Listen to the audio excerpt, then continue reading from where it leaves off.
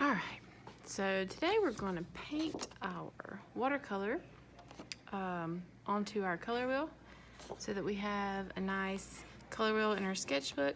I'm giving you watercolor paper because it will kind of soak in. You can use it in your sketchbook if you have the multimedia.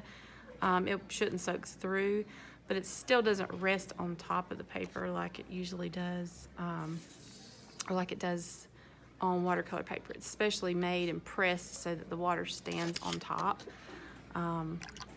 If you put a drop of water, it's going to stand there for a little while. This allows you to manipulate the colors for longer, whereas with a piece of drawn paper, it will just soak in. I want to talk first about brush care. Now, you're using watercolor, so it's washable. It doesn't really hurt it to leave color on it. It should still wash out, but it could stain them, so you really don't want to leave like a big glob of paint on there. But just to look at, I know some people like to press down while they're painting. Don't press the bristles out. If you press on the bristles like this, it's gonna really mess your bristles up, and you're not gonna have that sharp point.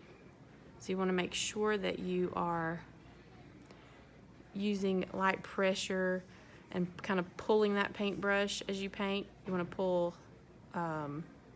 with the bristles, not push against them. All right, so we're going to fill in our color wheel with what we call a gradated wash. And I'm just going to show you right here real quick. What you need before you start painting, you need just a small round or flat brush. Doesn't need to be too big because you got little tiny cracks to get in there. You need some water. Don't fill these all the way up. You only need just a little bit of water. These are separated. I like to keep one that I don't wash any color out in. So this is just like a clean water section, because with watercolor, sometimes you have to add water. But if it's already got color in it, it's going to muddy your colors. So I always keep some clean water. And if you'll keep that water level low, you'll have 3 different sections here. One to wash, one to rinse, and then one with clean water. You always need something to dry your brush on to soak up some of the water. So get you some paper towels. You'll need your watercolor cakes. These take water to activate, so we'll be putting water in that. Don't fill it up with water so that when you close it, it's got a lot of water sitting in it. It will really get nasty and gummy on the top, and you won't be able to open it, and it'll run out in your box. So just enough water to activate that color. And then we're going to use some palette paper, just like we were using with our glue. This kind of waxy coat will keep it from soaking through. This is what you'll mix your colors on. Some people use the back of this, but it's just something else to clean. So we're going to use palette paper. All right, so a gradated wash with watercolor. The way that we make lighter tints of a color is by adding more water. So the more diluted this pigment is, the lighter the color you will get. Now, it's going to take a little bit of water on your brush the first time, and you'll just kind of put that water on there and get some color. You don't have to press it in there. Remember, keep your bristles straight. But I'm just going to get some of that color out and put it over here on my palette. If you're ever working and your color gets really, really light and you're trying to get a strong color, you just got to go back and add more of that pigment. You've just gotten too much water in it. Now, a gradated wash, we're going to start with as much color as we can get and start on one side.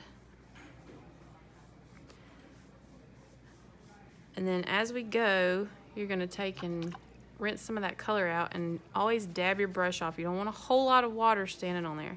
And you've got to kind of work quickly, because if you let it sit there too long, it's going to soak in. So what you want is a gradual change from that pure color to very, very light. And I'm going to go all the way to a clean brush to pull that even lighter.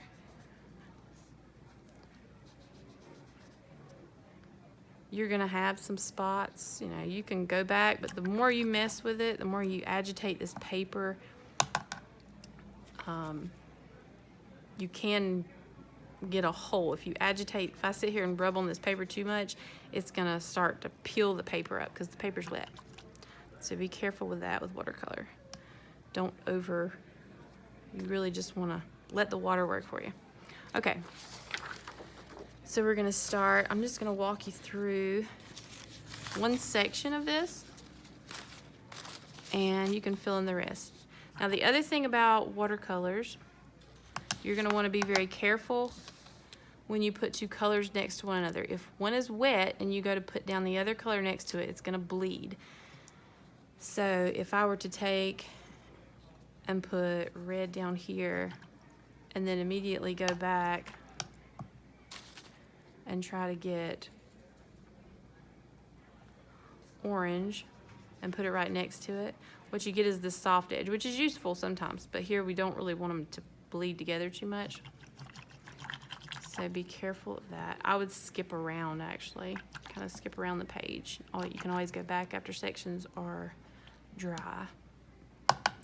All right, so I'm gonna start with, since I already have red out, I'm just gonna start with red, which is right here. And what you're gonna do is take that purest color and just start at the top. I think I've gotten a little too much water in there, so I'm gonna add a little bit more red to it. And just like I did on the other paper, you're just gonna kind of go side to side, trying to stay in the lines as much as you can. It's a little harder going side to side with a round brush, but, and I'm gonna go back a little water and just kind of pull that pigment down. And then I'm gonna clean everything out pretty much.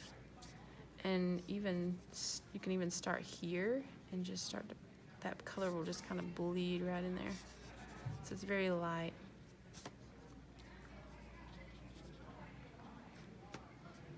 If you don't overwork the paper, I know, be very careful. I'm trying to pull some of that, but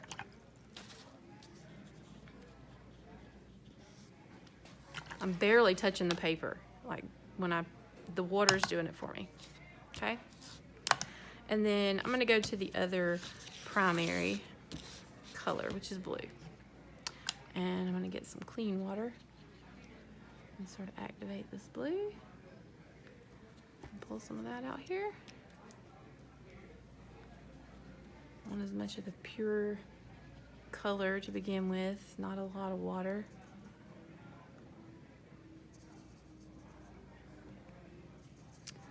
And I'm gonna do the blue. Same way, starting with pure color.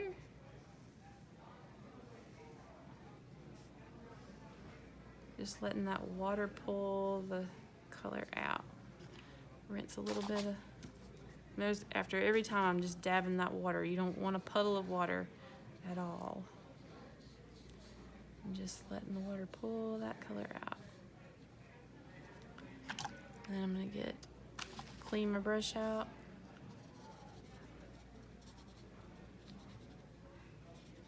With that very light.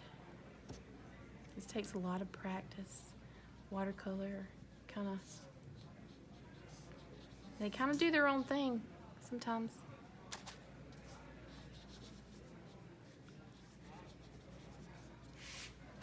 All right, now I can take and make this secondary color. So I'm gonna take my red and some of the blue. You want an equal mixture till you get a good purple violet. If it looks too blue, add a little red. If it looks too red, add a little blue.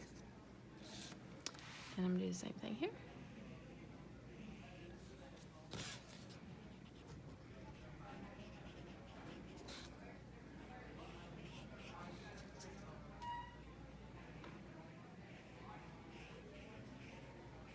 Just pulling that color out, wash a little bit out, tap it off. Pull that color down.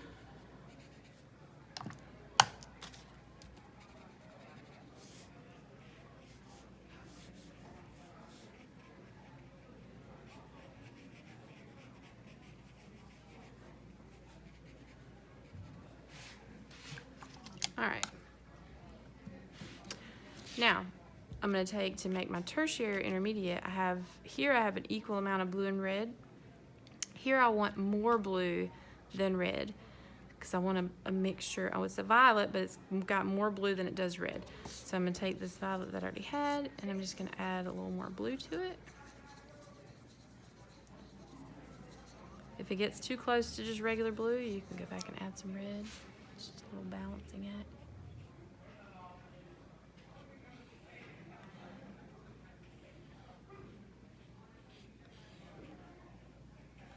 I'm just trying to leave a little space between here so that this color doesn't bleed into this one. It's soaked in pretty fast though. This has gotten very muted, I feel like, but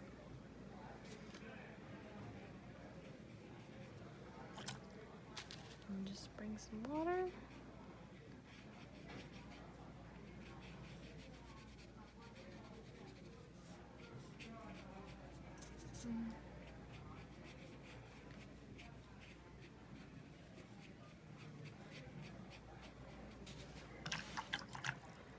All right, and then I'm going to do this one.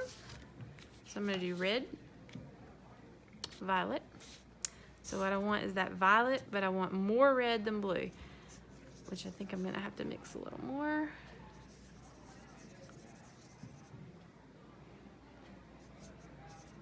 I may just mix it into this red here. I still see too much blue, so I'm going to get some more red. If you wash your brush out before you get more color from here, you won't end up with this mess. You know, sometimes you do. If you do, just wet it and wipe it with something, with your paper towel, and you can wipe that green out of the yellow. All right, and here I have a red violet.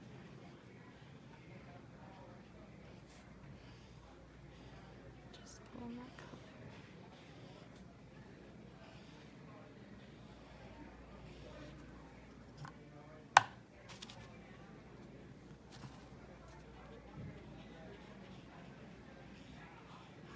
Trying to make it lighter as it goes in.